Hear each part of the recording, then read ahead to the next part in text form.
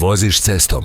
Sunce jako udara po vjetrobranskom staklu. Glazba svira tiho, kad odjednom te pretiče ogroman kamion s tim dubokim stalnim tutnjanjem dizelskog motora. Baciš pogled iskosa, gotovo instinktivno, i primijetiš nešto što je uvijek tu bilo, ali rijetko se zaustavljamo da se zapitamo. Na svakoj stražnjoj osovini nije jedan debeli kotač, nego dva, postavljena jedan do drugog, savršeno poravnana kao nerazdvojni blizanci. I onda se javi sumnja. Zašto dva? Je li to samo pitanje industrijske estetike, osnovna mjera sigurnosti ili iza tog dizajna stoji nešto puno dublje? Stvarnost je da ti dvostruki kotači nisu tu iz hira ili tradicije. Oni su rezultat desetljeća ispitivanja, pogrešaka, nesreća, izračuna i finih podešavanja. Oni su izravan odgovor na zakone fizike i okrutne granice koje nameće pomicanje desetaka tona po traci asfalta. Jer kamion nije samo veliko vozilo, to je stroj koji stalno živi na rubu mogućeg. Da bi to shvatili, moramo početi od nečeg jednostavnog. Težine. Opterećeni kamion lako može premašiti 40 tona. Sva ta težina ne lebdi, ne raspoređuje se čarobno, završava koncentrirana u točkama dodira s tlom, odnosno u kotačima. Ako bi ta težina počivala na samo jednom kotaču po strani, pritisak na asfalt bi bio toliko velik da ne bi samo uništio cestu u kratkom roku, nego bi kamion učinio puno nestabilnijim i opasnijim. Ovdje ulazi osnovni princip fizike. Pritisak jednak je sili podijeljenoj s površinom. Udvostručavanjem kotača povećavaš površinu dodira s tlom, smanjujući pritisak koji vrši svaki kotač. Rezultat je ravnomjernija raspodjela težine, manje trošenje pločnika i puno stabilnija baza za vozilo koje vozi satima, danima i tisućama kilometara bez prestanka. Ali nije riječ samo o čuvanju ceste, tu je i stabilnost samog kamiona. Kad prevoziš teški teret, posebno ako je visok ili tekući, svaki nagli pokret se pojačava. Loše uzet zavoj, bočni nalet vjetra ili hitan manevar mogu se pretvoriti u katastrofu. Dvostruki kotači pomažu smanjiti to ljuljanje, držati osovinu čvršće na tlu i dati vozaču dodatni prostor za kontrolu kad uvjeti nisu idealni. Sad razmislimo o nečemu što gotovo nitko ne uzima u obzir, pucanju kotača. U običnom autu probušeni kotač već je ozbiljan problem. U opterećenom kamionu može biti kritično. Blizanački kotači funkcioniraju kao sigurnosna mreža. Ako jedan otkaže, drugi može privremeno podnijeti dio težine, omogućujući vozaču da smanji brzinu i zaustavi se kontrolirano. Nije konačno rješenje, ali je ogromna razlika između upravljivog straha i potpunog gubitka kontrole na 90 km/h. Tu je i tema trakcije. Više kotača u dodiru s tlom znači bolje prijanjanje, što je ključno kad kamion kreće iz stajanja, penje se strmim usponima ili vozi po kiši, snijegu ili vrućem asfaltu. Ta dodatna trakcija poboljšava performanse, a smanjuje i nepravilno trošenje guma i prijenosnog sustava. A govoreći o trošenju, tu se pojavljuje još jedan ključni faktor – trajnost. Raspodjela opterećenja između dva kotača smanjuje individualni stres svakog. Manje topline, manje deformacije, manje umora materijala. To se prevodi u gume koje traju više kilometara, manje kvare i nude predvidljivije ponašanje. U industriji gdje svaki zastoj košta novac, vrijeme i logistiku, ta pouzdanost je čisto zlato. Čak i potrošnja goriva ulazi u jednadžbu. Ono može se činiti kontradiktornim, ali stabilniji kamion s boljom raspodjelom opterećenja i manjim nepravilnim otporom može biti učinkovitiji na duge staze. Sve je optimizirano da ta čelična zvijer napreduje stabilno, bez nepotrebnih trzaja koji dižu troškove. Dakle, ne, ti dvostruki kotači nisu tu samo da izgledaju impozantno ili da slijede staru tradiciju. Oni su pametno rješenje za brutalan problem. Kako premještati gigantske terete svaki dan po svim vrstama cesta bez urušavanja infrastrukture ili ugrožavanja onih koji dijele put. Ono što ćeš uskoro otkriti ne samo mijenja način na koji gledaš na te kamione, nego otkriva koliko je inženjerstvo dovelo ovu mašinu do granice mogućeg. Jer iza svake osovine, svakog kotača i svakog vika stoje precizne odluke koje spriječavaju nesreće, štede milijune i održavaju moderni svijet u pokretu. Pripremi se, jer sad ćemo sve ovo razložiti korak po korak. Od jednostavnih izračuna koje svatko može razumjeti, do stvarnih situacija koje si sigurno vidio na cesti, bez da znaš što se zapravo događalo. Počet ćemo od najosnovnijeg i napredovati do mjesta gdje se gotovo nitko ne zaustavlja da pogleda. Prvo, razgovarajmo o najočitijem i najosnovnijem, raspodijeli težine. Kamioni nisu kao tvoj auto. Zglobni kamion ili prikolica može lako nositi 20, 30 ili čak 40 tona tereta plus vlastitu težinu vozila koja se kreće oko 10 do 15 tona. Zamislite svu tu težinu koncentriranu na nekoliko kotača. Ako bi imali samo jedan kotač po strani na svakoj osovini, taj kotač bi morao podnijeti brutalan pritisak. Pritisak na tlo računa se jednostavnom formulom. Pritisak jednak sili podijeljenoj s površinom dodira. Jedan kotač ima ograničenu površinu. Pa bi pritisak po kvadratnom centimetru bio enorman. U ekstremnim slučajevima mogao bi potonuti ili napuknuti asfalt, posebno na cestama koje nisu pripremljene za toliku težinu ili u vrućim klimama gdje se bitum omekša. Ali postavljanjem 2 kotača po strani, ukupno 4 po osovini u mnogim slučajevima, težina se raspoređuje na dvostruku površinu. Pritisak po kotaču drastično pada, pločnik pati puno manje, ostaje netaknut godinama dulje i smanjuju se pukotine, udubine i trajne deformacije. I nije samo asfalt u pitanju. Sami kotači traju dulje, jer svaki radi manje. Manje trošenje znači manje zamjena guma koje su u ovoj veličini preskupe. Mogu koštati stotine ili tisuće eura po komadu. Za flotu kamiona koja prelazi stotine tisuća kilometara godišnje, to se prevodi u uštede desetaka tisuća eura godišnje po vozilu. Zamislite kamion koji vozi međunarodne rute s dvostrukim kotačima.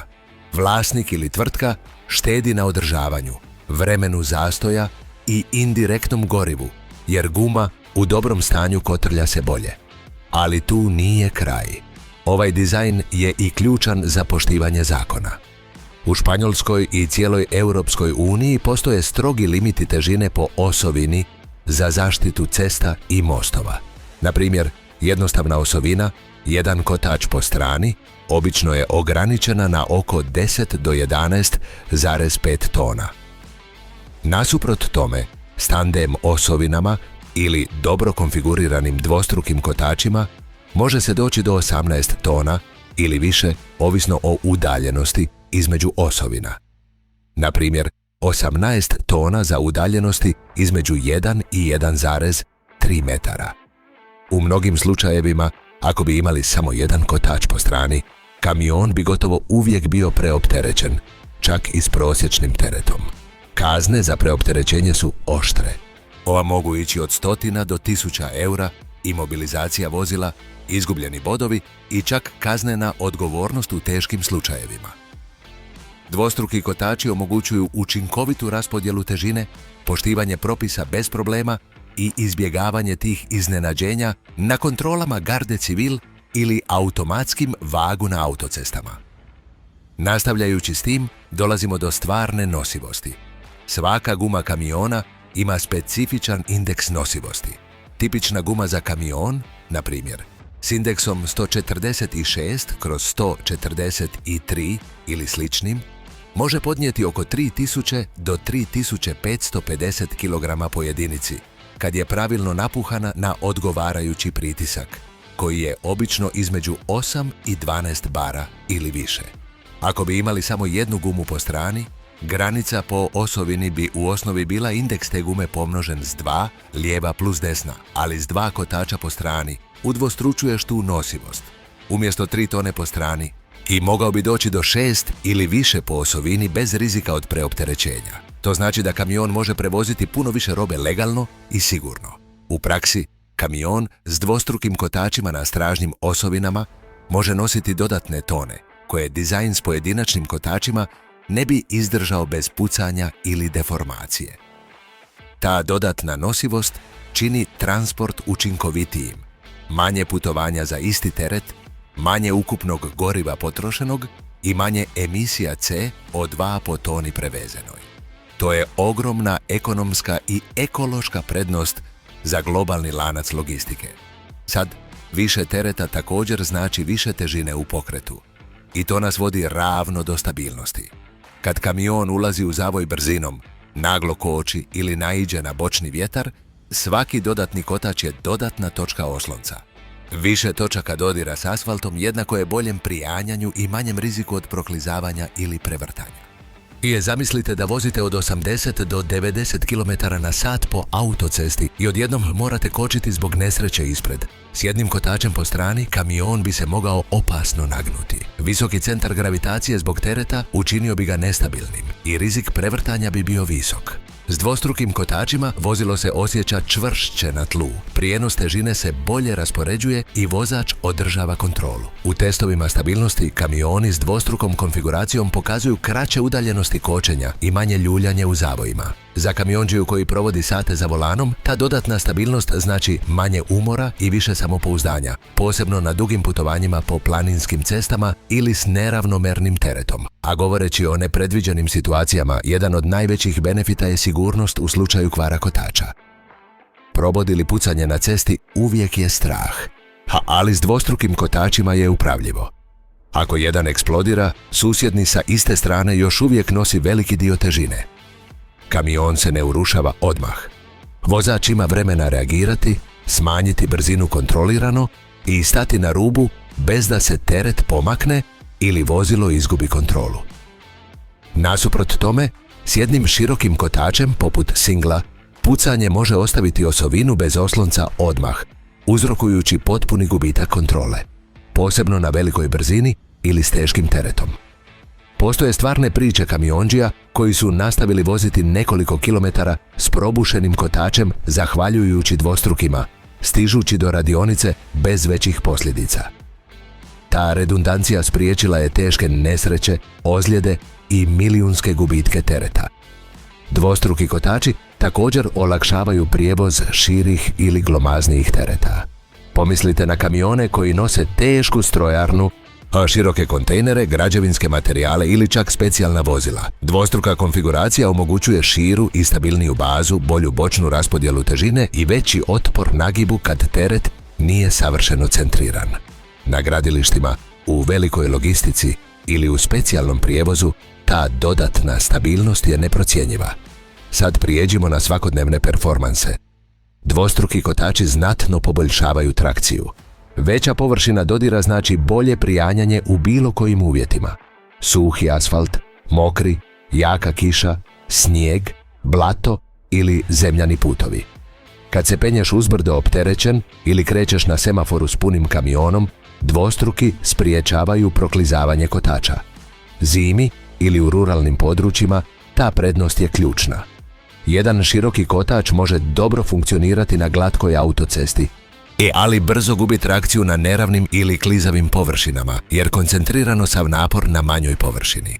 Isto je i s kočenjem. Više kotača u dodiru jednako je većoj površini za rad kočnica. Udaljenost zaustavljanja se smanjuje, posebno na dugim spustovima ili hitnim kočenjima. U kiši ili s teškim teretom ta razlika može spasiti živote. Moderni sustavi ABS i EBS bolje rade s više točaka oslonca, raspoređujući silu kočenja bez blokiranja ni jednog kotača.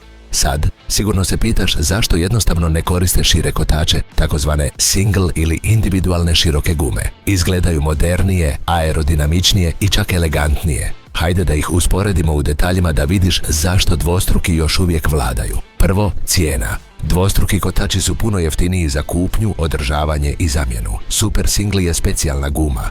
Je veća i složenija za proizvodnju koja može koštati dvostruko ili više od standardne. Ako se probuši na udaljenoj cesti, zamisli na ruti kroz unutrašnjost Španjolske ili u manje naseljenoj europskoj zemlji. Zamjena je skupa i teška, nije uvijek na zalihi. Zahtijeva specijalne alate i vrijeme. S dvostrukima, ako se jedan ošteti, nastavljaš voziti s drugim i mijenjaš oštećeni kad stigneš u radionicu. Rezervni dio je uobičajeniji i ekonomičniji. Drugo, svestranost i prilagodljivost. Dvostruki bolje rade na svim vrstama terena, autocestama, sporednim cestama, gradilištima, lukama ili neravnim putovima. Super Single ističu se na dobro asfaltiranim autocestama i dugim udaljenostima. Štede nešto težine i goriva zbog manjeg otpora kotrljanja, ali gube performanse u uskim zavojima. I neravni tereni ili maksimalno opterećenje jer imaju manje redundancije i mogu generirati više topline ili nepravilno trošenje. Osim toga, u slučaju oštećenja ramena ili boka, Super Single ostavlja osovinu ranjivom odmah. Treće, stabilnost i sigurnost koju smo već spomenuli. Dvostruki nude tu dodatnu sigurnosnu mrežu. Mnoge studije i iskustva flota pokazuju da Dual imaju manje incidenata zbog kvara gume. Iako Super Single osvajaju teren u nekim tržištima, posebno u SAD-u za kamione na duge staze, u Europi i za mješovitu ili tešku upotrebu, dvostruki ostaju preferirani izbor zbog ravnoteže između cijene, sigurnosti i trajnosti. Da bolje razumijemo zašto još uvijek koristimo ovo, vrijedi malo povijesnog konteksta.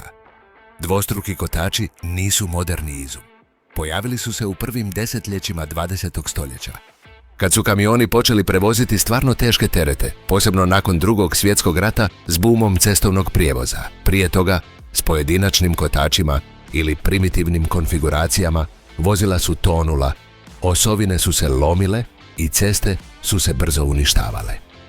Proizvođači poput Michelina, Goodyeara ili Bridgestona usavršili su Dual za podršku logističkoj revoluciji. Danas, iako postoje inovacije poput kotača bez zraka, run flat ili sa pametnim senzorima koji mjere pritisak i temperaturu u realnom vremenu, dvostruki ostaju standard jer kombiniraju jednostavnost, pouzdanost i ekonomičnost kao nijedna druga opcija. Još jedan važan aspekt koji mnogi zanemaruju je svakodnevno održavanje.